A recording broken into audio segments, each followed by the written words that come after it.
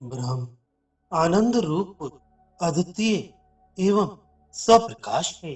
ब्रह्मानंद विद्या सुख, विद्यानंद और विषयानंद, ये तीन प्रकार का आनंद है।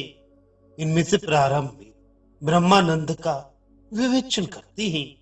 पुत्र भृगु ने पिता वरुण से ब्रह्म के लक्षण को सुना और अन्न, प्राण, मन और बुद्धि में कोशों में उस लक्षण को घटता न देखकर इनके ब्रह्म न होने का निश्चय हो जाने से इनको छोड़कर ब्रह्म लक्षण घट जाने के कारण आनंदमय कोश को ही ब्रह्म रूप से जाना।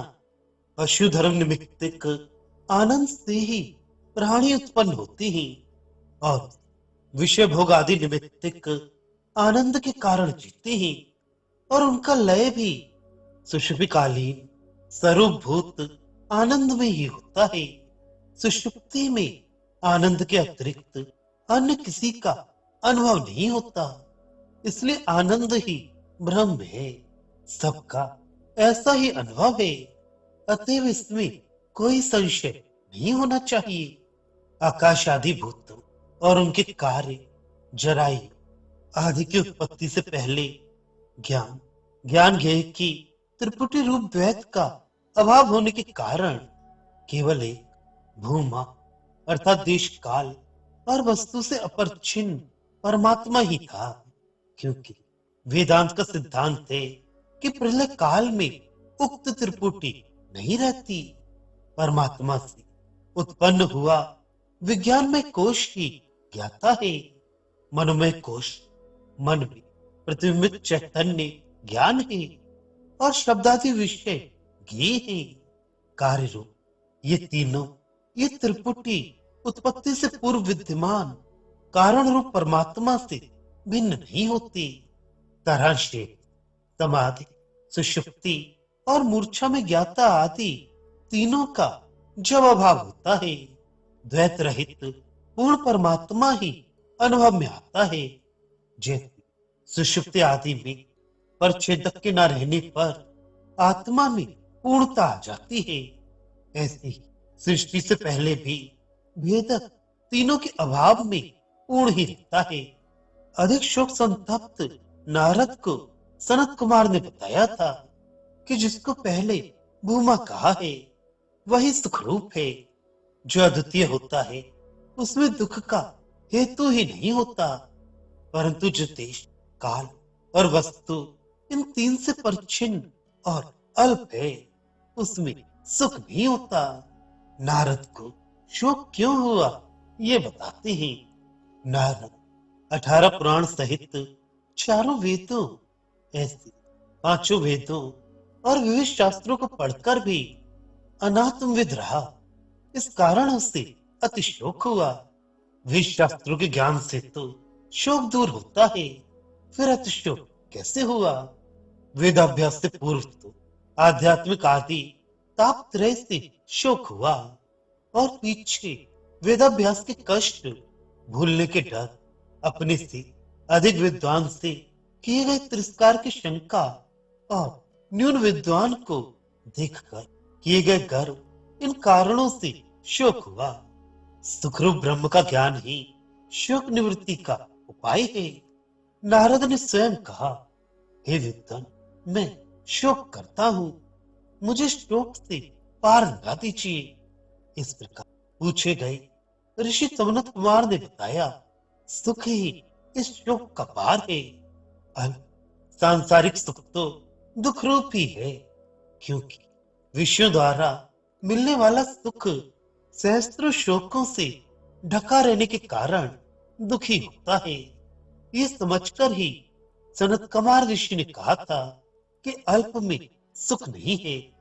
अद्वैत में भी सुखाभाव की शंका, मान लिया कि द्वैत में सुख नहीं है, परंतु अद्वैत में भी तो सुख नहीं है, क्योंकि होता तो विषय सुख की भांति उपलब्ध होता। यदि कहो कि सुख उपलब्ध होता तब तो अनुभव के साथ साथ अनुभाविता और अनुभाव पे भी मानने पड़ेंगे और इस प्रकार त्रिपुटी बन जाएगी। अर्थात अनुभाविता, अनुभव एवं अनुभाव्य की त्रिपुटी मानने से अद्वैत ही जाता रहेगा। समाधि, ठीक है, अद्वैत में सुख नहीं है, परंतु अद्वैत में सुख ना सही, परंतु अद्वैत ही सुख है। अद्वैत सुख का आश्रय नहीं है। यदि पूछो कि इसमें क्या प्रमाण है, उत्तर ये है कि स्वयं प्रकाश अद्वैत में प्रमाण का प्रश्न ही नहीं उठता। अद्वैत की स्वप्रकाशता में प्रमाण, अद्वैत की स्वप्रकाशता में तो तुम्हारा वाक्य ही प्रमाण है, क्योंकि तुम इस अद्वैत को प्रमाणों के बिना ही स्वीकार करके ही तो कहते हो कि इसमें सुख नहीं है। इस प्रकार अद्वैत को प्रमाण की अपेक्षा नहीं, वह तो स्वयं प्रकाश है। प्रश्न, मैं स्वयं अद्वैत को स्वीकार नहीं करता, मैं तो तुम्हारे कथन को दोहराकर उस पर आक्षेप कर रहा हूं। अर्थात मेरे शब्दों से अद्वैत की सिद्धि मानना उचित नहीं है। उत्तर, अच्छा, तो फिर तुम ही बताओ कि द्वैत से पहले क्या था? द्वैत से पहले अद्वैत था, यह द्वैत था, या कोई अन्य कोटि थी? अंतिम तीसरा पक्ष तो कोई प्रसिद्ध है नहीं। द्वैत से पहले द्वैत था, ये पक्ष भी ठीक नहीं है, क्योंकि द्वैत तब उत्पन्न ही नहीं हुआ था। अतः प्रथम पक्ष ही शेष रह जाता है। द्वैत से पहले अद्वैत था, यही सिद्ध होता है।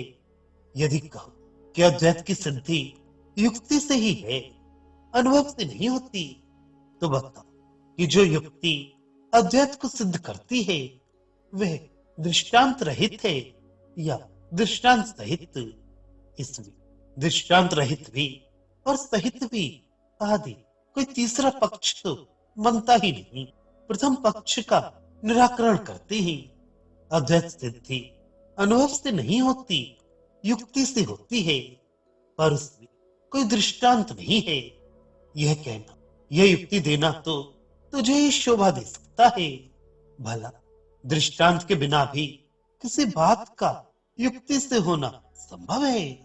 दृष्टांत सहित युक्ति है ऐसा मानते हो तो ऐसा दृष्टांत देना चाहिए जो मुझ विपक्षी को भी माननीय हो। वादी दृष्टांत से प्रलय को अद्वैत सिद्ध करना चाहता है। प्रलय द्वैत रहित है, क्योंकि उसमें द्वैत की प्रतीति नहीं होती। जिसमें द्वैत की प्रतीति नहीं होती वह अद्वैती है, जैसे सुषुप्ति। यदि ये बात है तो बताओ, यह अपनी सुषुप्ति दृष्टांत है या पर सुषुप्ति? सुषुप्ति तो दूसरे के प्रति सिद्ध है, अतः उसकी सिद्धि के लिए दूसरे दृष्टांत की आवश्यकता होगी। अर्थात अद्वैत में अपनी सुषुप्ति को प्रमाण मानो, तो अपनी सुषुप्ति को सिद्धि के लिए दृष्टांत तो कहो। यदि दूसरे की सुषुप्ति को दृष्टांत मानो तो तुम्हारी बड़ी भद्दी चतुराई है। वह तो तुम्हारे प्रति असिद्ध है, उसका दृष्टांत कैसे देते हो? जो अपनी सुषुप्ति को ही जानता, क्योंकि सुषुप्ति को अनुभव गव्य ही तुम नहीं मानती, वह दूसरे की सुषुप्ति को जानेगा, इसकी तो बात ही क्या है? अनुमान से भी पर सुषुप्ति की सिद्धि नहीं होती।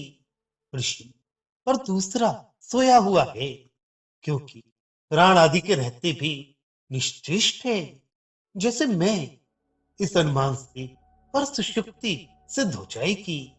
उत्तर, ऐसे तो मुझको अपनी सुषुप्ति का उदाहरण देने वाले तेरी सुषुप्ति का स्वप्रकाशत्व तो उदाहरण देने से ही तेरे न चाहते हुए भी सिद्ध हो गया। नहीं तो बताओ, तुम अपनी सुषुप्ति को कैसे जानते हो? क्योंकि सुषुप्ति के समय सुषुप्ति की ग्राहक इंद्रियां नहीं होती, वे अपने कारण में विलीन हो जाती हैं। तुम्हारे पास कोई दृष्टांत भी नहीं है, तो भी तुम सुषुप्ति को स्वीकार करते हो। ज्ञान के साधनों के बिना भी प्रकाशित होना ही तो स्वयं प्रकाशता है। यहाँ सुषुप्ति भी ज्ञान के साधनों के बिना प्रकाशित हो रही है, अतः वह स्वप्रकाश है। इसकी सिद्धि में अनुमान इस प्रकार का विवादास्पद सुषुप्ति स्वप्रकाश है।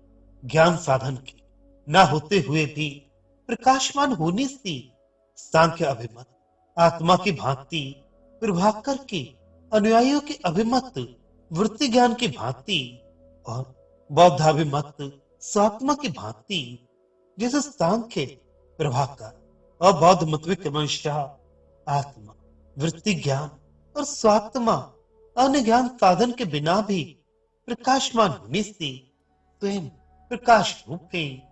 वैसे हमारे मत में भी सुषुप्ति से उपलक्षित आत्मा स्वयं प्रकाश है।